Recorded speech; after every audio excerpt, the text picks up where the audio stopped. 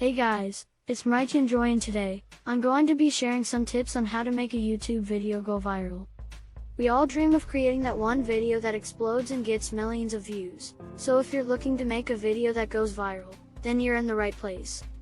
Start with a great idea. The first step to creating a viral video is having a great idea. The idea needs to be unique and captivating enough to make people want to share it with their friends and family. Do some research and look for trending topics or themes that are popular on social media. Keep it short and sweet. People have short attention spans, and if your video is too long or boring, they won't watch it. Try to keep your video between 2 to 3 minutes and make sure it's packed with excitement, humor, or something unusual that keeps viewers engaged. Add a catchy title and thumbnail. The title and thumbnail are the first things viewers see when browsing through YouTube. Make sure your title is catchy and relevant to your video's content, and your thumbnail is eye-catching and attractive enough to make people click on it. Share on social media. Once you've uploaded your video, share it on all your social media platforms.